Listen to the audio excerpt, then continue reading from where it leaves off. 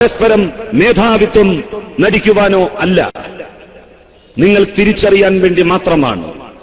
അള്ളാഹുവിന്റെ അടുക്കൽ ശ്രേഷ്ഠതയുടെ മാനദണ്ഡം ഭക്തി ഭക്തി ഭക്തി മാത്രമാണ് എന്ന് ലോകത്തോട് വിശുദ്ധ ഖുർആൻ ഉദ്ഘോഷിക്കുകയുണ്ടായി. ഇസ്ലാം മനുഷ്യർക്ക് മുഴുവൻ അവതരിപ്പിക്കപ്പെട്ടിട്ടുള്ള ദർശനമാണ്. ലോകത്തിലെ എല്ലാ രാജ്യങ്ങളിലും എല്ലാ സമൂഹങ്ങളിലും എല്ലാ കാലഘട്ടങ്ങളിലും പ്രവാചകന്മാരുടെ സാന്നിധ്യം ഉണ്ടായിരുന്നിട്ടുണ്ട്. ആ പ്രവാചകന്മാർ വിട്ടേച്ചുപോയ ദർശനത്തിന്റെ വ്യത്യസ്തങ്ങളായ രൂപങ്ങളാണ് ലോകത്തിന്റെ എല്ലാ ദിക്കുകളിലും ഇന്ന് നിലനിൽക്കുന്നത്. വിശ്വാസികൾ പരസ്പരം കലഹിക്കാനുള്ളവരല്ല. അവർ പരസ്പരം കലാപത്തിന്റെ ഭൂമികയിൽ ഏറ്റുമുട്ടേണ്ടവരല്ല. വലാ യജ്രിമന്നകും ശനആന ഖൗമിൻ അലാ അല്ലാ തഅദിലു യഅദിലു. ഒരു വിഭാഗത്തോടുള്ള വിദ്വേഷം, അവർക്കെതിരെ അനീതി പ്രവർത്തിക്കാൻ നിങ്ങളെ പ്രേരിപ്പിക്കരുത് കേട്ടോ. നിങ്ങൾ അവരോട് നീതിപൂർവം പ്രവർത്തിക്കുക എന്ന് വിശുദ്ധ ഖുർആൻ ലോകത്തെ പഠിപ്പിക്കുകയുണ്ടായി. പ്രവാചകൻ മുഹമ്മദ് നബിയെ ലോകത്തിലേക്ക് അവതരിപ്പിച്ചുകൊണ്ട് ഖുർആൻ പറഞ്ഞത്, മുഹമ്മദേ, നിന്നെ നാം ലോകർക്കനുഗ്രഹമായി കൊണ്ടല്ലാതെ നിയോഗിച്ചിട്ടില്ല. ജഗന്നിയന്താവായ നാഥൻ മുഹമ്മദ് നബി സല്ലല്ലാഹു അലൈഹി വസല്ലമിനെ ലോകത്തിലേക്ക് അവതരിപ്പിച്ചുകൊണ്ട് ലോകർക്ക് മുഴുവൻ അനുഗ്രഹമായി കൊണ്ടാണ് അവതരിപ്പിച്ചിരിക്കുന്നത് എന്ന് പ്രഖ്യാപിക്കുകയുണ്ടായി. മുസ്ലിങ്ങളെ മാത്രമല്ല ഇസ്ലാം അഭിസംബോധന ചെയ്തത്. യാ അയ്യുഹന്നാസ്, ഹേ മനുഷ്യരെ, ഹേ മനുഷ്യകുലമേ എന്ന അഭിസംബോധനയാണ് വലിയ മിക്കവാറും എല്ലാ സ്ഥലങ്ങളിലും വിശുദ്ധ ഖുർആൻ നടത്തിയിട്ടുള്ളത്. സമാധാനത്തിന്റെ ശാന്തിയുടെ മന്ത്രം ഉരുവിടാൻ വിശ്വാസികളെ ഇസ്ലാം പഠിപ്പിച്ചു. ഒരുപാട് യുദ്ധങ്ങളെക്കുറിച്ച് നമ്മൾ കേട്ടിട്ടുണ്ട്. വിപ്ലവങ്ങളെക്കുറിച്ചും മാറ്റങ്ങളെക്കുറിച്ചും നാം ശ്രവിച്ചിട്ടുണ്ട്. പ്രവാചകൻ മുഹമ്മദ് മുസ്തഫ സല്ലല്ലാഹു അലൈഹി വസല്ലമിന്റെ ജീവിതത്തിൽ 40 വയസ്സ് കഴിഞ്ഞ് 23 വർഷകാലയളവിനുള്ളിൽ ഒട്ടനവധി യുദ്ധങ്ങൾ ഉണ്ടായിട്ടുണ്ട്. ഇസ്ലാമിനെ ഒരു വ്യവസ്ഥിതിയാക്കി മാറ്റുവാൻ വേണ്ടി, ഒരു സിദ്ധാന്തമാക്കി പ്രയോഗവൽക്കരിക്കുവാൻ വേണ്ടി 1789 ലോകത്തെ അത്ഭുതപ്പെടുത്തിക്കൊണ്ടാണ് ഫ്രഞ്ച് വിപ്ലവം അരങ്ങേറിയത്. ആയിരക്കണക്കിന് മനുഷ്യരാണ് ആ വിപ്ലവത്തിൽ പിടഞ്ഞ് മരിച്ചത്. മാറ്റത്തിന്റെ, യുദ്ധത്തിന്റെ, പരിവർത്തനത്തിന്റെ കാഹളം എവിടെയൊക്കെ മുഴങ്ങിയോ അവിടെയൊക്കെ ലക്ഷക്കണക്കിന് മനുഷ്യരുടെ രക്തമാണ് ഒഴുക്കപ്പെട്ടത്. എന്നാൽ പ്രവാചകൻ സല്ലല്ലാഹു അലൈഹി വസല്ലമിന്റെ കാലത്ത് നടന്ന യുദ്ധങ്ങൾ, ബദർ, ഉഹദ്, ഖന്തഖ്, ഹുനൈൻ, അങ്ങനെ തുടങ്ങിയിട്ടുള്ള യുദ്ധങ്ങൾ പേര് കേട്ടാൽ തോന്നും ലക്ഷക്കണക്കിന് മനുഷ്യരാകും ആ യുദ്ധങ്ങളിൽ മരിച്ചു വീണിട്ടുണ്ടാവുക എന്ന്. 23 വർഷകാലയളവിനുള്ളിൽ ഇസ്ലാമിനെ ഒരു വ്യവസ്ഥിതിയാക്കുവാൻ വേണ്ടി, ഒരു മഹാവിപ്ലവത്തിന്റെ ഗാഥ രചിക്കുവാൻ നഷ്ടപ്പെട്ട മനുഷ്യരുടെ ജീവന്റെ എണ്ണം ലോകമറിയേണ്ടതാണ്. ഇസ്ലാമിന്റെ പക്ഷത്തും ശത്രുപക്ഷത്തും കൂടി മരിച്ചവരുടെ എണ്ണം കേവലം 1000-ൽ താഴെയാണ് എന്ന് വരുമ്പോ മനുഷ്യജീവന് ഇസ്ലാം കൽപ്പിക്കുന്ന വിലയുടെ ആഴം എന്തുമാത്രമാണ് എന്ന് നമുക്ക് ബോധ്യമാകും. എല്ലാ പ്രയാസങ്ങളെയും ബുദ്ധിമുട്ടുകളെയും വൈഷമ്യങ്ങളുടെ വഴികളെയും ധീരമായി തരണം ചെയ്ത പ്രവാചകൻ പൊട്ടിപ്പൊട്ടിക്കരയുന്ന കാഴ്ച ലോകം കണ്ടു. എപ്പോ കുട്ടികൾ മരിച്ചിരിക്കുന്നു എന്ന വാർത്ത കേട്ടപ്പോ, കുട്ടികൾ അനാഥരാക്കപ്പെട്ടിരിക്കുന്നു എന്ന വാർത്ത കേട്ടപ്പോ, കുട്ടികൾ കൊല ചെയ്യപ്പെടുന്നു എന്ന് കേൾക്കുമ്പോ പ്രവാചകൻ മുഹമ്മദ് നബി പൊട്ടിപ്പൊട്ടിക്കരഞ്ഞത് ചരിത്രത്തിൽ നിന്ന് നമുക്ക് വായിച്ചെടുക്കുവാൻ വേണ്ടി കഴിയുന്നു. ഒരിക്കൽ ഒരാളുടെ മയ്യത്ത് കൊണ്ടുപോവുകയായിരുന്നു. പ്രവാചകനും അനുചരന്മാരും ഇരിക്കുന്ന സ്ഥലത്തിന്റെ തൊട്ട് അടുത്തുകൂടെ. ആ ഘട്ടത്തിലാണ് പ്രവാചകൻ മുഹമ്മദ് നബി എഴുന്നേറ്റ് നിന്നത്. അപ്പോൾ അനുചരന്മാർ പറഞ്ഞു, പ്രവാചകരെ, അതൊരു മുസ്ലിമിന്റെ മയ്യത്തല്ല, ഒരു മുസ്ലിമിന്റെ മൃതദേഹമല്ല, അതൊരു ജൂതന്റെ മൃതദേഹമാണ്. ഇസ്ലാമിനെ വളരെ കൂടുതൽ ഉപദ്രവിക്കുന്ന ഒരു ജൂതന്റെ മൃതദേഹം. അപ്പോഴാണ് പ്രവാചകൻ അനുചരന്മാരെ തിരുത്തിക്കൊണ്ട് പറഞ്ഞത്, അതൊരു ജൂതന്റെ മൃതദേഹമല്ല, അതൊരു മനുഷ്യന്റെ മൃതദേഹമാണ്. മാനവികതയാണ്, മനുഷ്യത്വമാണ് മുഹമ്മദ് നബി ഉയർത്തിപ്പിടിച്ചത്. ആ ഉയർത്തിപ്പിടിച്ച മാനവികതയെയാണ് സച്ചരിതരായ ഖുലഫാഉർ റാഷിദുകൾ സമൂഹത്തിൽ പ്രചരിപ്പിക്കുവാൻ വേണ്ടി ശ്രമിച്ചത്. അതിനുശേഷം ആ ദൗത്യ നിർവഹണം ഏറ്റെടുത്തുകൊണ്ട് മഹാന്മാരായ സൂഫി വര്യന്മാർ ലോകത്ത് പ്രവർത്തിച്ചത്. നമ്മളുടെ രാജ്യം ഒരു ബഹുമത സാമൂഹ്യ ഘടന നിലനിൽക്കുന്ന രാജ്യമാണ്. ഒരു വിശ്വാസിക്ക് ഇസ്ലാമിക വിശ്വാസ പ്രമാണങ്ങൾ അനുസരിച്ചുകൊണ്ട് ജീവിക്കുവാൻ ഏറ്റവും അധികം ലോകത്ത് സ്വാതന്ത്ര്യം നൽകപ്പെടുന്ന രാജ്യമാണ് ഇന്ത്യ. ഇവിടെ ഒരു മതക്കാരനും ഒരു തരത്തിലുള്ള ബുദ്ധിമുട്ടുകളും അനുഭവിക്കേണ്ടി വരുന്നില്ല. ഭരണഘടനാപരമായി അമേരിക്കയുടെ പ്രസിഡന്റ് ബറാക് ഒബാമ അമേരിക്കൻ പ്രസിഡന്റായി സത്യപ്രതിജ്ഞ ചെയ്തത് നമ്മൾ പത്രത്തിൽ വായിക്കുകയുണ്ടായി. എന്തായിരുന്നു നമ്മൾ പത്രത്തിൽ വായിച്ചത്? അബ്രഹാം ലിങ്കൺ ഏതൊരു ബൈബിളിൽ തൊട്ടുകൊണ്ടാണോ സത്യപ്രതിജ്ഞ ചെയ്തത്, അതേ ബൈബിളിൽ തൊട്ടുകൊണ്ടാണ് ബറാക് ഒബാമയും സത്യപ്രതിജ്ഞ ചെയ്ത് അധികാരമേറ്റത്. അന്നാണ് നമ്മളിൽ വലിയ ഒരു ശതമാനം ആളുകളും മനസ്സിലാക്കുന്നത് അമേരിക്കൻ പ്രസിഡന്റിന്റെ സത്യപ്രതിജ്ഞ സാധുവാകണമെങ്കിൽ ബൈബിളിൽ തൊട്ടുകൊണ്ട് സത്യപ്രതിജ്ഞ ചെയ്യണം. As per the constitution of America, അമേരിക്കയുടെ ഭരണഘടനയനുസരിച്ച് പ്രസിഡന്റിന്റെ സത്യപ്രതിജ്ഞ സാധുവാകണമെങ്കിൽ ബൈബിളിൽ തൊട്ടുകൊണ്ട് സത്യപ്രതിജ്ഞ ചെയ്യണം. നമ്മളുടെ രാജ്യത്തിന്റെ ഭരണഘടനയിൽ ആരെങ്കിലും അങ്ങനെ എഴുതി വെച്ചോ? ഭഗവത്ഗീതയിൽ തൊട്ടുകൊണ്ട്, മഹാഭാരതത്തിൽ തൊട്ടുകൊണ്ട്, രാമായണത്തിൽ തൊണ്ടേ ഇന്ത്യയുടെ പ്രസിഡന്റോ ഇന്ത്യയുടെ പ്രധാനമന്ത്രിയോ സത്യപ്രതിജ്ഞ ചെയ്യാവൂ എന്ന് ലോകത്തിലെ ഏറ്റവും വലിയ പരിഷ്കാരികളായി നാം മനസ്സിലാക്കുന്നത് ബ്രിട്ടീഷുകാരെയാണ്. ദി മോസ്റ്റ് സിവിലൈസ്ഡ് പീപ്പിൾ, ബ്രിട്ടീഷുകാരാണ് ഏറ്റവും പരിഷ്കൃത ചിത്തരായ ആളുകൾ എന്നാണ് ഉദ്ഘോഷിക്കപ്പെടുന്നത്. ആ നാട്ടിൽ അവിടുത്തെ പ്രധാനമന്ത്രിയാകാൻ അവിടുത്തെ ഭരണഘടനയനുസരിച്ച് ക്രിസ്തുമത വിശ്വാസി മാത്രമായാൽ പോരാ, ക്രിസ്ത്യാനിറ്റിയിലെ പ്രൊട്ടസ്റ്റന്റ് വിഭാഗക്കാരനാകണം.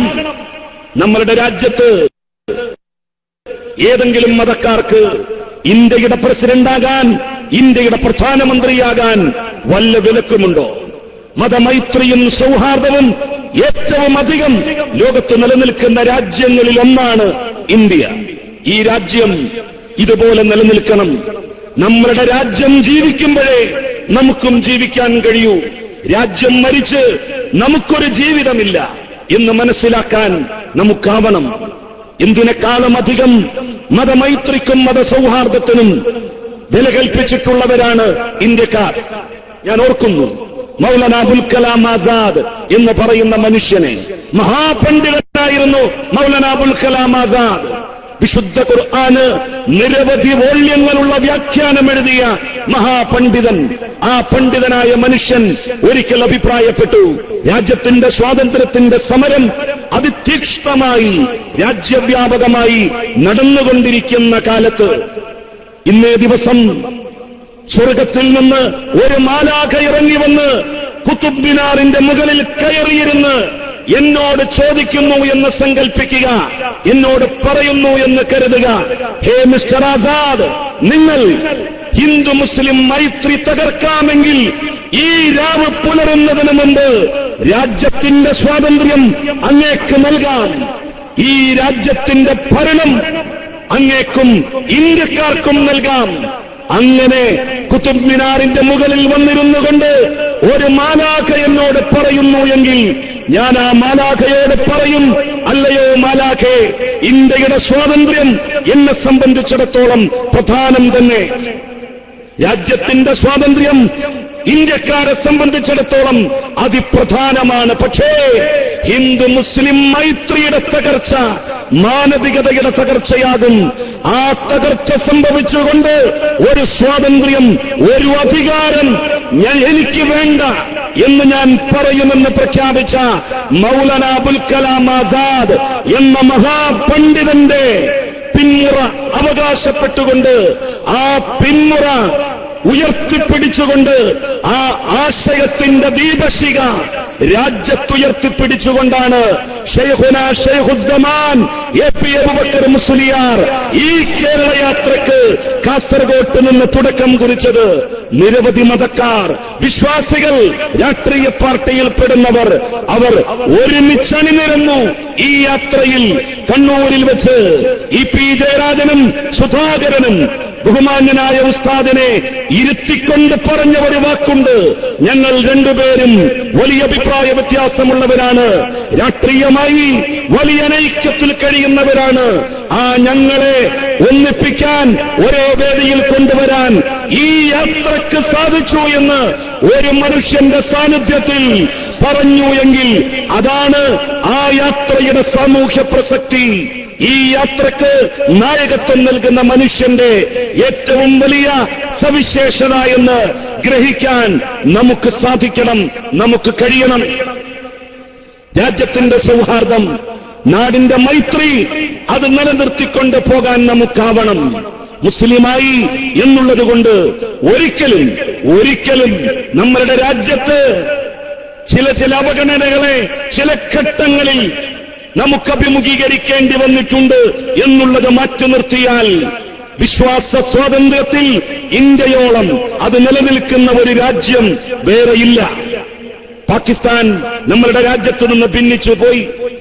ഇന്ത്യയിൽ നിന്ന് ലക്ഷക്കണക്കിന് മുസ്ലിങ്ങൾ പാകിസ്ഥാനിലേക്ക് ചേക്കേറി. വലിയ പ്രതീക്ഷകളോടുകൂടി പാകിസ്ഥാനിലേക്ക് ഇന്ത്യയിൽ നിന്ന് കുടിയേറി പാർത്ത മുസ്ലിങ്ങൾ മുഹാജിറുകൾ എന്ന പേരിലാണ് അവിടെ വിളിക്കപ്പെട്ടത്. പലായനം ചെയ്തെത്തിയവർ, അഭയാർത്ഥികൾ. ആ അഭയാർത്ഥികളായി ഇന്ത്യയിൽ നിന്ന് പാകിസ്ഥാനിലെത്തിയ മുസ്ലിങ്ങൾക്ക് പാകിസ്ഥാനിൽ അധികം വൈകാതെ അവഗണനകളെ നേരിടേണ്ടതായിട്ട് വന്നു. അവഗണന സഹിക്കവയ്യാതായപ്പോ ഇന്ത്യയിൽ നിന്ന് പാകിസ്ഥാനിലേക്ക് കുടിയേറി പാർത്ത മുസ്ലിങ്ങൾ അവിടെ ഒരു രാഷ്ട്രീയ പാർട്ടി ഉണ്ടാക്കി. ആ പാർട്ടിയുടെ പേരായിരുന്നു മുഹാജിർ ഖൗമി മൂവ്മെന്റ്. ആ പാർട്ടിയുടെ നേതാവായിരുന്നു അൽതാഫ് ഹുസൈൻ. മുഹാജിർ ഖൗമി മൂവ്മെന്റ് അൽതാഫ് ഹുസൈന്റെ നേതൃത്വത്തിൽ പാകിസ്ഥാനിൽ ഉയർത്തിയ ഒരു മുദ്രാവാക്യമുണ്ട്: we want equality with the first grade citizens of Pakistan. പാകിസ്ഥാനിലെ ഒന്നാം തരം പൗരന്മാരെ പോലെ ഞങ്ങളെയും ഗണിക്കണം.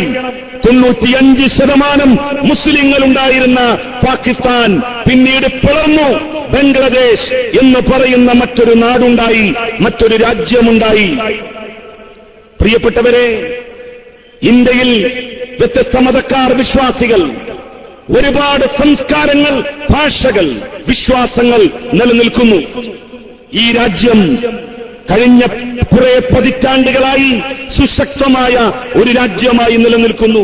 ആ രാഷ്ട്രത്തെ തകർക്കാൻ ഇവിടത്തെ ഹിന്ദു മുസ്ലിം മൈത്രി തകർക്കണം. അതിലൂടെ മാനവികതയെ കശാപ്പ് ചെയ്യണം, മനുഷ്യത്വത്തെ എന്നേക്കുമായി ഇല്ലാതാക്കണം. അതിനു വേണ്ടിയിട്ടുള്ള ഗൂഢനീക്കങ്ങളാണ് നമ്മളുടെ രാജ്യത്തിന്റെ വിവിധ ദിക്കുകളിൽ നടന്നുകൊണ്ടിരിക്കുന്നത്. ബോംബ് സ്ഫോടനങ്ങൾ, വെടിവെച്ചകൾ, ഭീകരവാദം, തീവ്രവാദം, ഇതൊക്കെ 92-ന് ശേഷമാണ് നമ്മൾ കേൾക്കുവാൻ വേണ്ടി തുടങ്ങിയത്. ഭീകരവാദവും തീവ്രവാദവും അതിശക്തമായി രാജ്യത്തിന്റെ സമാധാനത്തെ തകർത്തുകൊണ്ട് മുന്നോട്ട് പോകുമ്പോ സമാധാനത്തിന്റെ ഉണർത്തുപാട്ട് പാടുവാൻ നിയുക്തരാക്കപ്പെട്ടിട്ടുള്ള പണ്ഡിതന്മാർ അവരാ ദൗത്യ നിർവഹണവുമായി രംഗത്ത് വന്നിരിക്കുന്നു. കലാപവും കാലുഷ്യവും ഉണ്ടാകുമ്പോഴും ഉത്തരേന്ത്യയിൽ സൂഫിവര്യന്മാരുടെ മക്ബറകളിലേക്ക് മതജാതി വ്യത്യാസമില്ലാതെ ലക്ഷക്കണക്കിന് മനുഷ്യരാണ് എത്തുന്നത്. രാഷ്ട്രീയം പരാജയപ്പെടുന്നിടത്ത്, രാഷ്ട്രീയ നേതാക്കന്മാർ പരാജയം സമ്മതിക്കുന്നിടത്ത് സൂഫിവര്യന്മാരുടെ ഓർമ്മകൾ ജയിച്ചു നിൽക്കുന്നു. പണ്ഡിത ശ്രേഷ്ഠന്മാരുടെ വാക്കുകൾ ജ്വലിച്ചു നിൽക്കുന്നു. ആ ജ്വലിച്ചു നിൽക്കുന്ന വാക്കുകളിൽ നിന്ന് ആവേശം ഉൾക്കൊള്ളാൻ ഈ തലമുറയ്ക്ക് കഴിയണം. സൗഹാർദ്ദത്തിന്റെ ഗാഥകൾ തീർത്ത് അനന്തപുരിയിൽ ഈ യാത്ര സമാപിക്കുമ്പോ കേരളത്തിന്റെ സാമൂഹ്യ സാംസ്കാരിക മതചരിത്രത്തിലെ ഒരു പുതിയ അധ്യായമായി അത് തുന്നിച്ചേർക്കപ്പെടും. ഒരു ചെറിയ സംഘമായി പുറപ്പെട്ട യാത്ര അനന്തപുരിയിൽ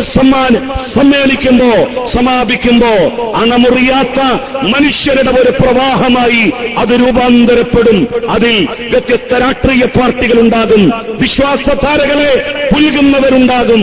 ഈ മുദ്രാവാക്യത്തോട് പുറംതിരിഞ്ഞു നിൽക്കാൻ ആർക്കും കഴിയില്ല. ഇതിനോട് പുറംതിരിഞ്ഞു നിൽക്കാൻ മാനവികതയുടെ ശത്രുക്കൾക്ക് മാത്രമേ കഴിയൂ. മനുഷ്യത്വത്തിന്റെ ഏറ്റവും വലിയ അന്ധകർക്ക് മാത്രമേ സാധിക്കൂ.